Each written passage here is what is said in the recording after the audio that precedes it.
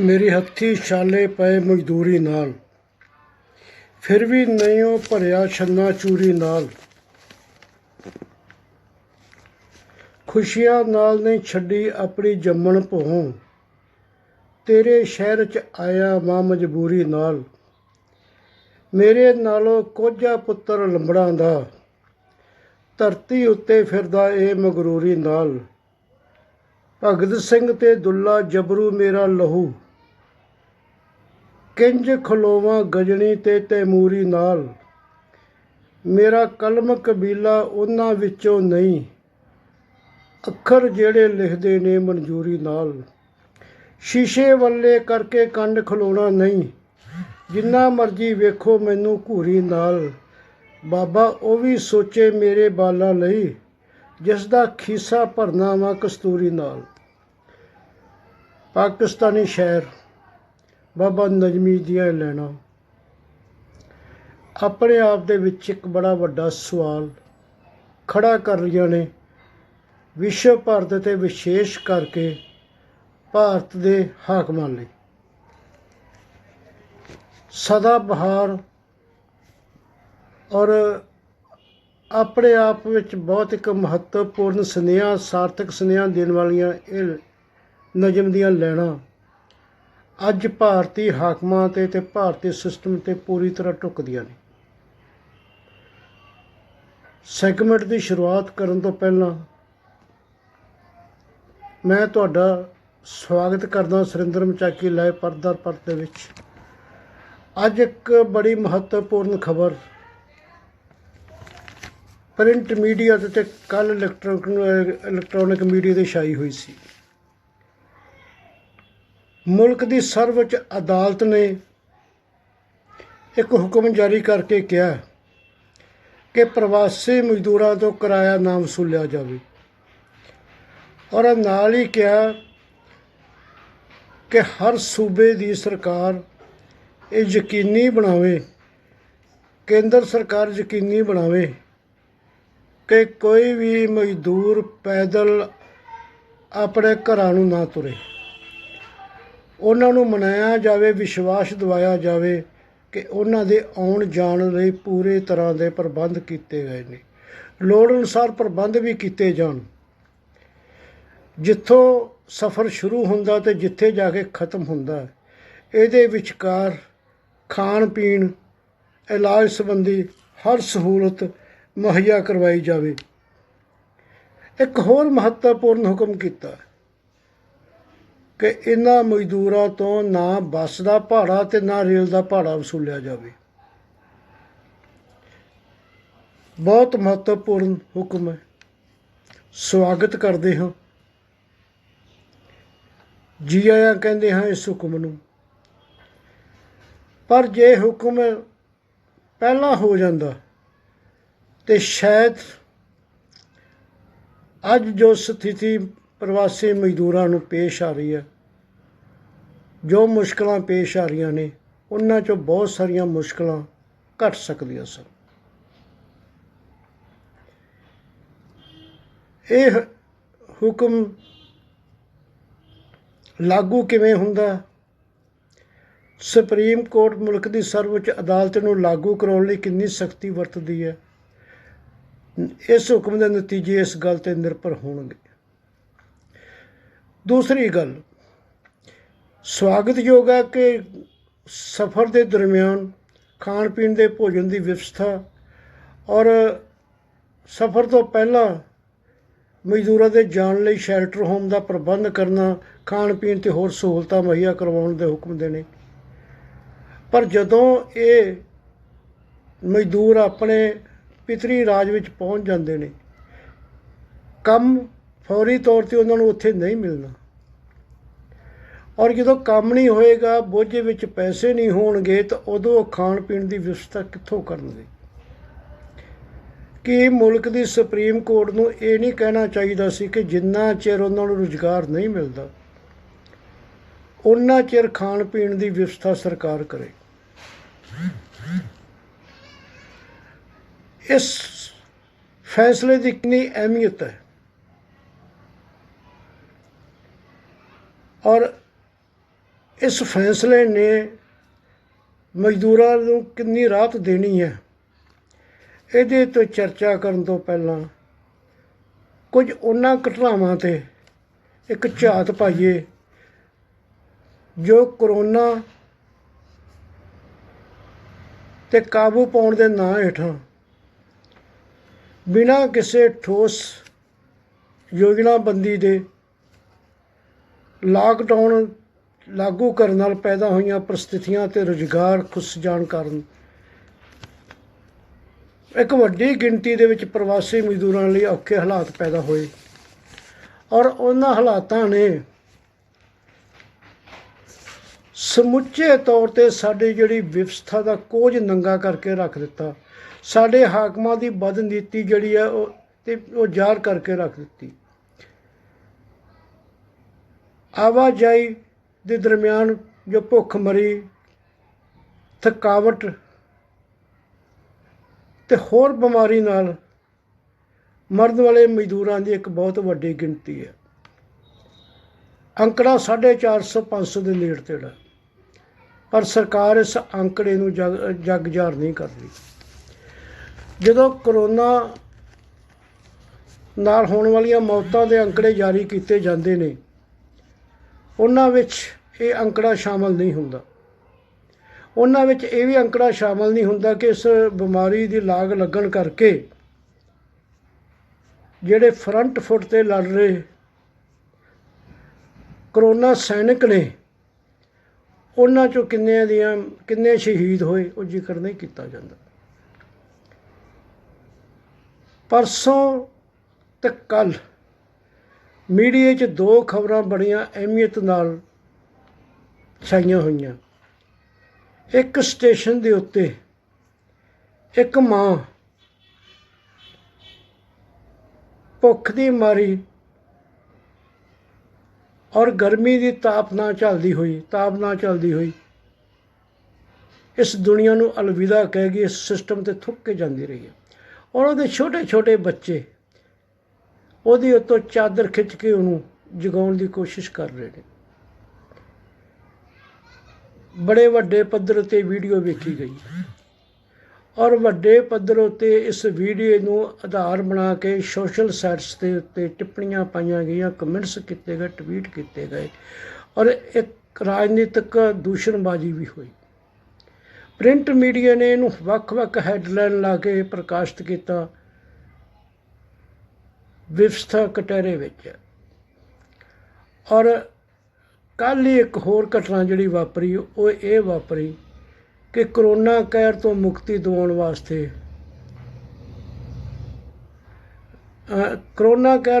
ਦਿਵਾਉਣ ਵਾਸਤੇ ਇਨਸਾਨੀ ਬਲੀ ਦਿੱਤੀ ਗਈ।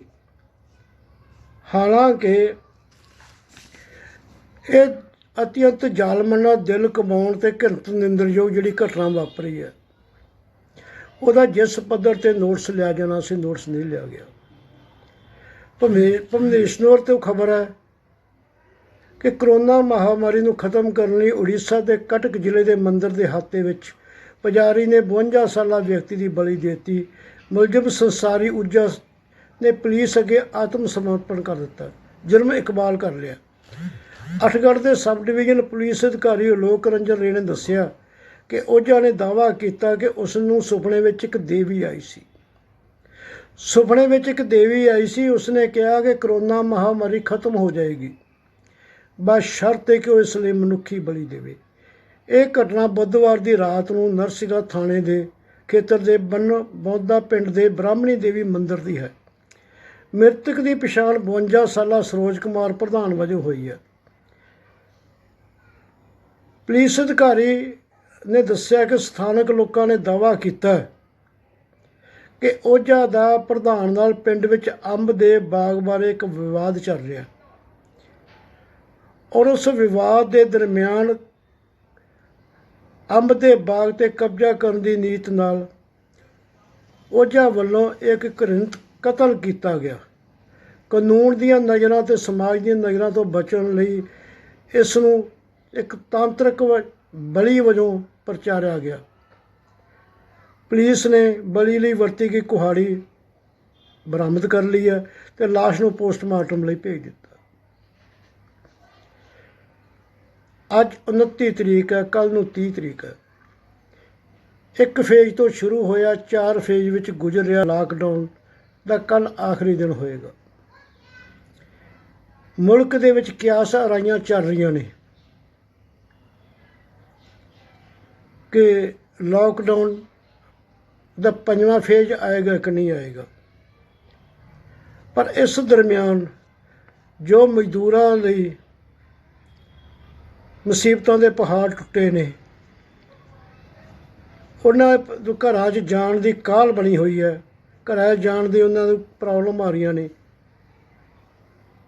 ਉਹਨਾਂ ਤੋਂ ਛੁਟਕਾਰਾ ਦਿਵਾਉਣਾ, ਛੁਟਕਾਰਾ ਮਿਲਣਾ ਅੱਜ ਮਜ਼ਦੂਰ ਜਮਾਤ ਲਈ ਅਤੇ ਟਰੇਡ ਯੂਨੀਅਨ ਲਈ ਇੱਕ ਵੱਡੀ ਚੈਲੰਜ ਹੈ। ਸਰਕਾਰ ਨੇ ਕਿਹਾ ਕਿ ਅਸੀਂ ਇਹਨਾਂ ਦਿਨਾਂ ਵਿੱਚ 700 ਗੱਡੀਆਂ ਚਲਾਈਆਂ ਵੱਖ ਵੱਖ ਰਾਜਾਂ 'ਚ, 91 ਲੱਖ ਜਿਹੜੇ ਮਜ਼ਦੂਰਾਂ ਦੀ ਟਰਾਂਸਪੋਰਟੇਸ਼ਨ ਕੀਤੀ ਹੈ। ਔਰ ਇਹਦੇ ਦਰਮਿਆਨ ਉਹਨਾਂ ਨੇ ਕਿਹਾ ਕਿ ਅਸੀਂ ਲੋੜੀਂਦੇ ਜਿਹੜੀ ਭੋਜਨ ਵਿਵਸਥਾ ਵੀ ਕੀਤੀ ਹੈ। ਨਾਲ ਹੀ ਕਿਹਾ ਕਿ ਰਾਜਨੀਤਿਕ ਪਾਰਟੀਆਂ ਇਹਦੇ 'ਤੇ ਰਾਜਨੀਤੀ ਕਰ ਰਹੀਆਂ, ਵਿਸ਼ੇਸ਼ ਤੌਰ 'ਤੇ ਕਾਂਗਰਸ ਪਾਰਟੀ। ਯਕੀਨਨ ਤੌਰ 'ਤੇ ਰਾਜਨੀਤਿਕ ਪਾਰਟੀਆਂ ਦਾ ਰਾਜਨੀਤਿਕ ਕਰਨਾ ਸੁਭਾਅ ਹੈ, ਉਹਨਾਂ ਦੇ ਖੂਨ 'ਚ ਹੈ। ਠੀਕ ਹੈ, ਅਜਿਹੇ ਸਮੇਂ ਨਹੀਂ ਰਾਜਨੀਤੀ ਕਰਨੀ ਚਾਹੀਦੀ, ਪਰ ਜਿਹੜੀ ਰਾਜਨੀਤੀ ਦੇ ਵਿੱਚੋਂ ਤੁਹਾਡੀ ਕਿਸੇ ਤਬਕੇ ਬਾਰੇ ਨੀਅਤ ਤੇ ਨੀਤੀ ਬਣਦੀ ਹੈ, ਉਸ ਰਾਜਨੀਤੀ 'ਤੇ ਚਰਚਾ ਕਰਨੀ, ਉਸ ਰਾਜਨੀਤੀ 'ਤੇ ਪੁਆਇੰਟ ਉਠਾਉਣਾ ਕਿਸੇ ਵੀ ਡੈਮੋਕ੍ਰੇਸੀ ਦਾ ਇੱਕ ਹਿੱਸਾ ਹੁੰਦਾ। ਯਕੀਨਨ ਤੌਰ 'ਤੇ ਰਾਜਨੀਤੀ ਨਾ ਹੋਵੇ, ਇਹਦੇ ਲਈ ਰਾਜ ਕਰਦੀ ਪਾਰਟੀ ਨੂੰ ਜ਼ਿੰਮੇਵਾਰੀ ਪਾਰਟੀ ਦੀ ਭੂਮਿਕਾ ਨਿਭਾਉਣ ਲਈ ਆਮ ਸਹਿਮਤੀ ਬਣਾਉਣ ਦੇ ਯਤਨ ਕਰਨੇ ਚਾਹੀਦੇ ਸੀ। ਖੈਰ, ਮੁੱਦੇ 'ਤੇ ਚਰਚਾ ਕਰਦੇ ਹਾਂ। ਜਿਹੜੀ 700 ਗੱਡੀਆਂ ਚਲਾਉਣ ਦੀ ਗੱਲ ਕੀਤੀ ਗਈ ਹੈ, ਉਹਦੇ ਵਿੱਚੋਂ 40 ਤੋਂ 60 ਗੱਡੀਆਂ ਕਿਹਾ ਜਾਂਦਾ ਕਿ ਆਪਣੇ ਰਾਹਾਂ ਤੋਂ ਭਟਕ ਗਈਆਂ। ਜਿਹੜਾ ਸਫ਼ਰ ਉਹਨਾਂ ਨੇ 24 ਘੰਟਿਆਂ 'ਚ ਪੂਰਾ ਕਰਨਾ ਸੀ, ਉਹ 72 ਤੇ 90 ਘੰਟਿਆਂ 'ਚ ਪੂਰਾ ਹੋਇਆ। ਇਸ ਬਾਰੇ ਯਾਤਰੀਆਂ ਨੂੰ ਕੋਈ ਸੂਚਨਾ ਨਹੀਂ, ਕੋਈ ਜਾਣਕਾਰੀ ਨਹੀਂ, ਕੋਈ ਪਰੇਸ਼ਾਨੀ ਨਾ ਆਵੇ, ਇਹਦੇ ਲਈ ਰਸਤੇ ਵਿੱਚ ਲੋੜੀਂਦੇ ਭੋਜਨ ਦੀ ਵੀ ਕੋਈ ਵਿਵਸਥਾ ਨਹੀਂ, ਪਾਣੀ ਤੱਕ ਦੀ ਵਿਵਸਥਾ ਨਹੀਂ। ਅਤੇ ਇਹਨਾਂ ਹਾਲਤਾਂ ਦੇ ਵਿੱਚ ਜੋ ਮਜ਼ਦੂਰਾਂ ਅਤੇ ਦੁੱਖਾਂ ਦੇ ਪਹਾੜ ਟੁੱਟੇ ਨੇ, ਉਹਨਾਂ ਦੀ ਜ਼ਿੰਮੇਵਾਰੀ ਕੇਂਦਰ ਸਰਕਾਰ ਜਾਂ ਰੇਲਵੇ ਵਿਭਾਗ ਨਹੀਂ ਲੈ ਰਿਹਾ।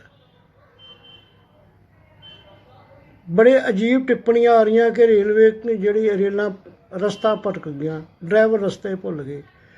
ਔਰ ਰੇਲਵੇ ਵਿਭਾਗ ਦਾ ਇੱਕ ਤਰਕ ਸਾਹਮਣੇ ਆਉਂਦਾ ਹੈ, ਕੀ ਕਹਿੰਦਾ ਕਿ ਟ੍ਰੈਫਿਕ ਓਵਰ ਰਸ਼ਿਸ਼ ਹੋਣ ਕਰਕੇ ਗੱਡੀਆਂ ਦੇ ਰੂਟ ਬਦਲੇ ਨੇ। ਰੇਲਵੇ ਵਿਭਾਗ ਦਾ ਆਪਣਾ ਕਹਿਣਾ ਹੈ ਕਿ ਹਰ ਰੋਜ਼ 7000 ਜਿਹੜੀਆਂ ਗੱਡੀਆਂ ਨੇ ਉਹ ਮੁਲਕ ਦੇ ਰੇਲਵੇ ਟਰੈਕ 'ਤੇ ਚੱਲਦੀਆਂ ਨੇ, ਕੋਈ 11000 ਵੀ ਦੱਸ ਰਿਹਾ। ਜਦੋਂ ਵੱਡੇ ਪੱਧਰ ਉੱਤੇ ਰੇਲਵੇ ਰੂਟਸ 'ਤੇ ਰੇਲਵੇ ਲਾਈਨਾਂ ਵਿਹਲੀਆਂ ਪਈਆਂ ਨੇ, ਰੇਲਵੇ ਗੱਡੀਆਂ ਬੰਦ ਨੇ, ਅਤੇ ਫਿਰ ਓਵਰ ਰਸ਼ਿਸ਼ ਕਿਵੇਂ ਹੋ ਗਿਆ, ਟ੍ਰੈਫਿਕ ਰੂਟ ਬਿਜੀ ਕਿਵੇਂ ਹੋ ਗਏ, ਇਹਦਾ ਜਵਾਬ ਰੇਲਵੇ ਵਿਭਾਗ ਨਹੀਂ ਦੇ ਰਿਹਾ।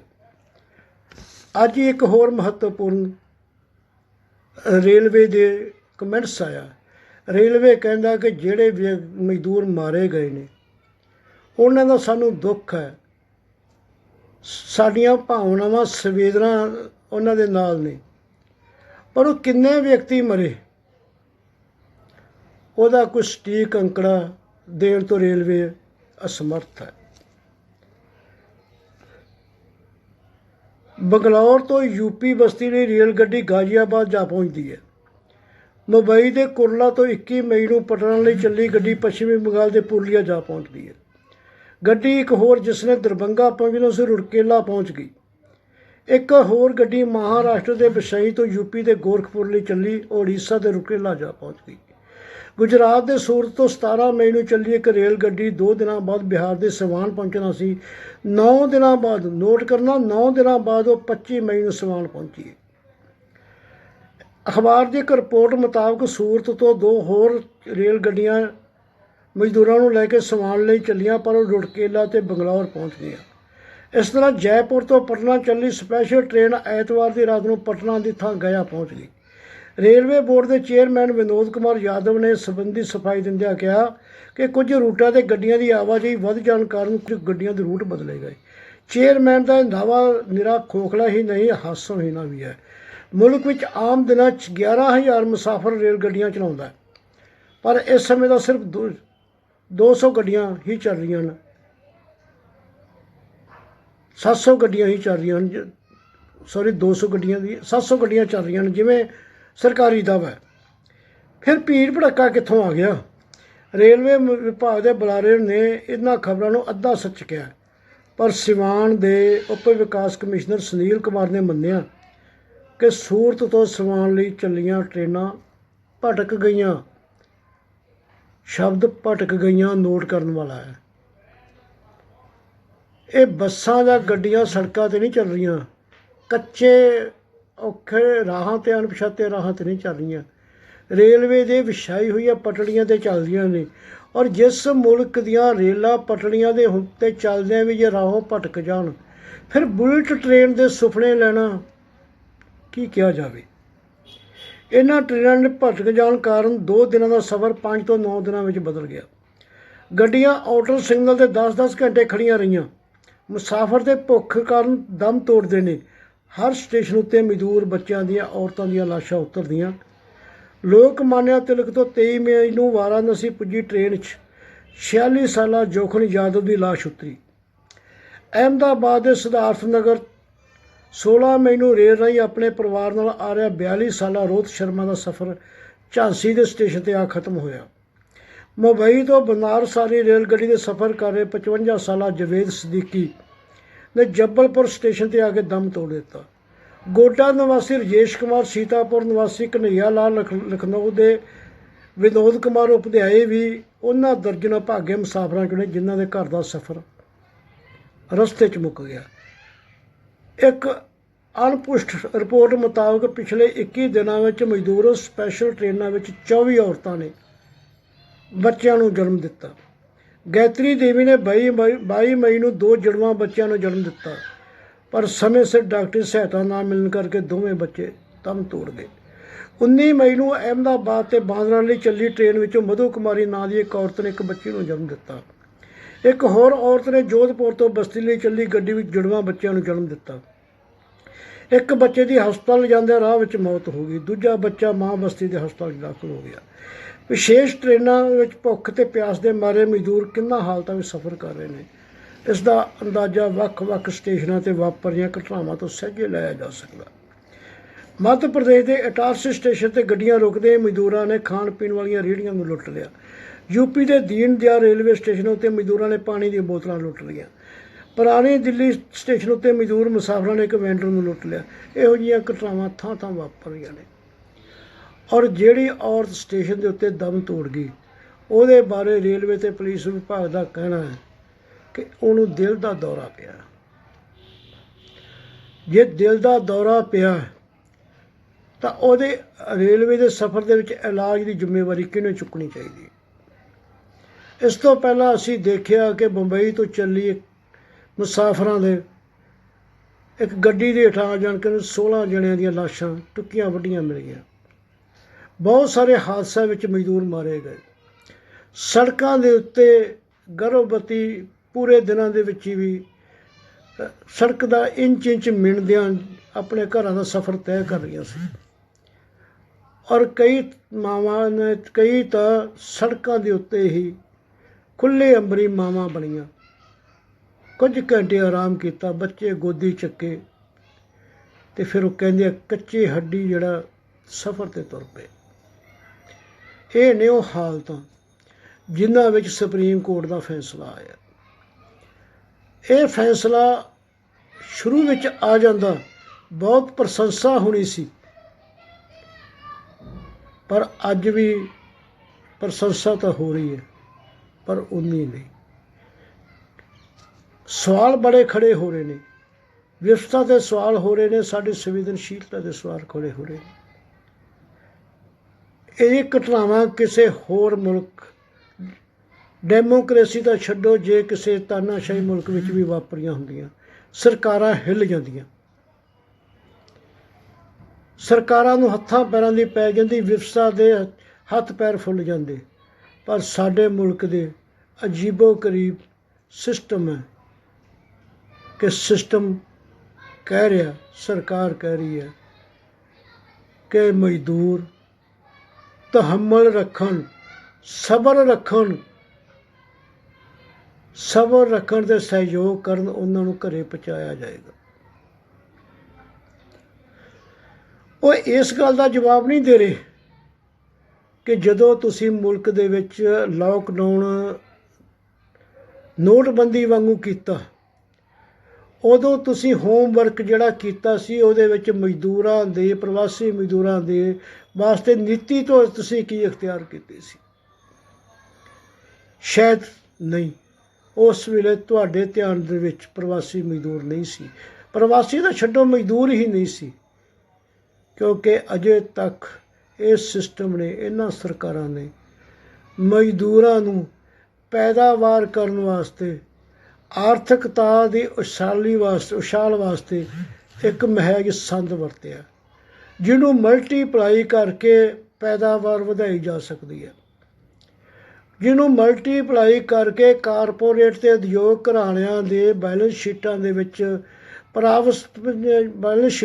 ਪ੍ਰਾਫਿਟ ਦੇ ਅੰਕੜੇ, ਗ੍ਰਾਫ ਸਿਰ ਕੱਢਦੇ ਉੱਚੇ ਹੁੰਦੇ ਜਾਂਦੇ ਨੇ। ਤੇ ਇਹਨਾਂ ਪ੍ਰਵਾਸੀ ਮਜ਼ਦੂਰਾਂ ਦੀ ਬੀਇੰਗ ਮਨੁੱਖ ਔਰ ਜਮਹੂਰੀ ਮਨੁੱਖ, ਉਹਨਾਂ ਦੀ ਕੀ ਹੋਂਦ ਹੈ, ਉਹਨਾਂ ਦੇ ਵੀ ਜਿਉਣ ਦੇ ਹੱਕ ਨੇ। ਸਾਡੇ ਸੰਵਿਧਾਨ ਨੇ ਗਰੰਟੀ ਕੀਤੀ ਹੈ ਕਿ ਹਰ ਇੱਕ ਨਾਗਰਿਕ ਨੂੰ ਉਹਦੇ ਸਵੈਮਾਨ ਨਾਲ ਜਿਉਣ ਦਾ ਹੱਕ ਸਾਡੇ ਮੁੱਢਲੇ ਅਧਿਕਾਰ ਦਿੰਦੇ ਨੇ, ਔਰ ਮੁੱਢਲੇ ਅਧਿਕਾਰ ਕਾਨੂੰਨੀ ਤੌਰ 'ਤੇ ਸਰਕਾਰਾਂ ਨੂੰ ਪਾਬੰਦ ਕਰਦੇ ਨੇ ਕਿ ਉਹ ਇਹ ਵਿਵਸਥਾ ਕਰਨ ਕਿ ਉਹ ਨਾਗਰਿਕ ਆਪਣੇ ਸਵੈਮਾਨ ਨਾਲ ਜਿਉ ਸਕਣ, ਅਤੇ ਉਹਦੇ ਲਈ ਰੋਜੀ ਰੋਟੀ ਦਾ ਪ੍ਰਬੰਧ ਕਰਨਾ ਵੀ ਸਰਕਾਰਾਂ ਦੀ ਜ਼ਿੰਮੇਵਾਰੀ ਹੈ। ਅਤੇ ਫਿਰ ਉਹ ਕਿੱਥੇ ਗਈ ਸੰਵਿਧਾਨਕ ਵਿਵਸਥਾ, ਕਿੱਥੇ ਗਏ ਇਹ ਵਚਨਬੱਧਤਾ? ਕੀ ਪ੍ਰਵਾਸੀ ਮਜ਼ਦੂਰ ਮੁਲਕ ਦੇ ਨਾਗਰਿਕ ਨਹੀਂ? ਕੀ ਉਹ ਡੈਮੋਕ੍ਰੈਟਿਕ ਪ੍ਰੋਸੈਸ ਦੇ ਹਿੱਸਾ ਨਹੀਂ? ਕੀ ਸੰਵਿਧਾਨ ਨੇ ਉਹਨਾਂ ਨੂੰ ਨਾਗਰਿਕ ਨਹੀਂ ਮੰਨਿਆ? ਜੇ ਮੰਨਿਆ ਤਾਂ ਫਿਰ ਕਿਉਂ ਮੁਜਰਮਾਨਾ ਕਤਾਈ ਜਿਹੜੀ ਹੈ ਛੋਟੀਆਂ ਵੱਡੀਆਂ ਸਰਕਾਰਾਂ ਕਰ ਰਹੀਆਂ ਨੇ? ਕਿਉਂ ਅਦਾਲਤਾਂ ਇਸ ਗੱਲ ਦਾ ਉਹ ਨੋਟਿਸ ਨਹੀਂ ਲੈਂਦੀਆਂ ਜਿਹੜਾ ਲੈਣਾ ਚਾਹੀਦਾ ਸੀ? ਕੀ ਸੁਪਰੀਮ ਕੋਰਟ ਨੂੰ ਇਸ ਗੱਲ ਦੇ ਉੱਤੇ ਜਵਾਬ ਤਲਬ ਨਹੀਂ ਕਰਨਾ ਚਾਹੀਦਾ ਸੀ ਸਾਡੀ ਛੋਟੀ ਵੱਡੀ ਸਰਕਾਰ ਨੂੰ ਕਿ ਤੁਸੀਂ ਇਹਨਾਂ ਪ੍ਰਵਾਸੀ ਮਜ਼ਦੂਰਾਂ ਦੇ ਮੂਲ ਅਧਿਕਾਰਾਂ ਦੀ ਕਿਵੇਂ ਉਲੰਘਣਾ ਕੀਤੀ ਹੈ? ਸਵਾਲ ਬਹੁਤ ਵੱਡੇ ਨੇ ਮਿੱਤਰੋ, ਪਰ ਜਵਾਬ ਪ੍ਰਵਾਸੀ ਮਜ਼ਦੂਰਾਂ ਵਾਂਗੂ ਖਲਾਅ ਵਿੱਚ ਲਟਕਦੇ ਤੇ ਭਟਕ ਰਹੇ ਨੇ। ਅਤੇ ਇਹ ਉਹਨਾਂ ਚਿਰ ਹੀ ਲਟਕਦੇ ਤੇ ਭਟਕਦੇ ਰਹਿਣੇ ਨੇ ਜਿੰਨਾ ਚਿਰ ਪ੍ਰਵਾਸੀ ਮਜ਼ਦੂਰਾਂ ਦੇ ਹੱਕ ਦਮ ਵਿੱਚ ਖੜਨ ਵਾਲੀਆਂ ਧਿਰਾਂ ਖਾਮੋਸ਼ ਦਰਸ਼ਕ ਨੇ। ਅਤੇ ਖੁਦ ਪ੍ਰਵਾਸੀ ਮਜ਼ਦੂਰ ਵੀ ਵਿਚਾਰੇ ਬਣੇ ਬੈਠੇ ਨੇ। ਲੋੜ ਵਿਚਾਰੇ ਬਣਨ ਦੀ ਨਹੀਂ, ਲੋੜ ਜਵਾਬ ਮੰਗਣ ਦੀ ਹੈ, ਜਵਾਬਦੇਹੀ ਕਰਨ ਦੀ ਹੈ ਕਿ ਜੇ ਸਾਡੇ ਬਿਨਾਂ ਮੁਲਕ ਦੀ ਆਰਥਿਕਤਾ ਦਾ ਪਹੀਆ ਨਹੀਂ ਘੁੰਮਦਾ, ਸਾਡੇ ਬਿਨਾਂ ਮੁਲਕ ਦੀ ਆਰਥਿਕਤਾ ਪਤਾਲ 'ਚੋਂ ਨਿਕਲ ਕੇ ਅੰਬਰ ਤੱਕ ਨਹੀਂ ਪਹੁੰਚਦੀ, ਅਤੇ ਫਿਰ ਸਾਡੇ ਨਾਲ ਇਹ ਗੈਰ ਇਨਸਾਨੀ ਰਸੂਖ ਕਿਉਂ ਸਾਡੇ ਨਾਲ ਇੱਕ ਸੱਭਿਅਕ ਨਾਗਰਿਕ ਵਾਲਾ ਸਲੂਕ ਨਹੀਂ ਕੀਤਾ ਜਾਂਦਾ? ਇਹ ਸਵਾਲ ਕਿਸੇ ਹੋਰ ਨੇ ਨਹੀਂ, ਪ੍ਰਵਾਸੀ ਮਜ਼ਦੂਰਾਂ ਨੇ ਉਠਾਉਣੇ ਨੇ। ਉਹਨਾਂ ਦੀ ਨੁਮਾਇੰਦਾ ਕਰ ਰਹੀਆਂ ਟਰੇਡ ਯੂਨੀਅਨਾਂ ਨੇ ਉਠਾਉਣੇ ਨੇ, ਜਥੇਬੰਦੀਆਂ ਨੇ ਉਠਾਉਣੇ ਨੇ। ਉਮੀਦ ਕਰਦਾ ਇਹ ਸਵਾਲ ਉੱਠਣਗੇ ਵੀ। ਇਜਾਜ਼ਤ ਲੈਣਾ ਇਹਨਾਂ ਸ਼ਬਦਾਂ ਨਾਲ ਕਿ ਆਓ ਸੰਵੇਦਨਹੀਣਤਾ ਵਿੱਚ ਗਲ ਡੁੱਬ ਚੁੱਕੀਆਂ ਸਰਕਾਰਾਂ ਨੂੰ ਹਲੂਣੀਏ ਅਤੇ ਇਹਨਾਂ ਸਵਾਲਾਂ ਦੇ ਜਵਾਬ ਮੰਗੀਏ। ਧੰਨਵਾਦ, ਮਿਹਰਬਾਨੀ। ਇਜਾਜ਼ਤ ਲੈਣਾ, ਸੁਰਿੰਦਰ ਮਚਾਕੀ। ਕਿਸੇ ਹੋਰ ਵਿਸ਼ੇ ਨਾਲ ਫਿਰ ਤੁਹਾਡੇ ਰੂਬਰੂ ਹੋਵਾਂਗਾ। ਉਹਨਾਂ ਚਿਰ ਲਈ ਇਜਾਜ਼ਤ ਆਗਿਆ ਦੇਵੋ। ਧੰਨਵਾਦ।